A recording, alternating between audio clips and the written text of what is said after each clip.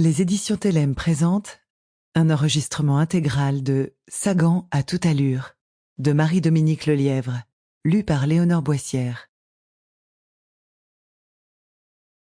À Florence Malraux. Un bon écrivain n'a pas seulement son propre esprit, mais aussi l'esprit de ses amis. Nietzsche. Nous attendions Françoise Sagan dans le salon de la maison qu'elle partageait avec son amie Peggy Roche, rue du Cherche-Midi. Des brûlures de cigarettes maculaient la laque de la table basse. La grande pièce, un peu impersonnelle, garnie d'un piano à queue et de meubles sans recherche, s'ouvrait sur un jardin de poche. La femme de chambre a posé les rafraîchissements sur la table, à côté des traces cramées. Une personne menue, timide et très courtoise est entrée, les mains dans les poches d'un cardigan trop grand. L'apparition en chair et en os d'une image culte est aussi saisissante que celle des buildings profilés de Manhattan, lorsqu'on découvre New York. On est plongé dans un état de grâce extatique, une brève épiphanie.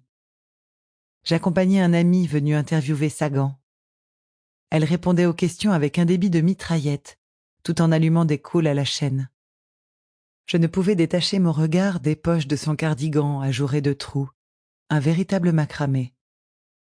Sagan a éteint une cigarette en l'écrasant sur la table à côté du cendrier. Elle parlait, fumait, me posait des questions, envoûtée, je n'entendais rien. J'étais dans un roman de Sagan. Lorsque nous sommes partis, j'avais le cerveau vide. Elle venait de publier, avec mon meilleur souvenir, son recueil de portraits. Elle y excelle dans l'art de dire du bien, le plus difficile à mon avis. Si l'on doit lire un seul livre de Sagan, c'est celui-là. 10 chapitres, 10 chefs-d'œuvre, bienveillance et concision, l'élégance absolue. La bonté pour unique règle morale, ce n'est pas rien. C'est une lecture qui rend meilleur. C'est le meilleur de Françoise Sagan.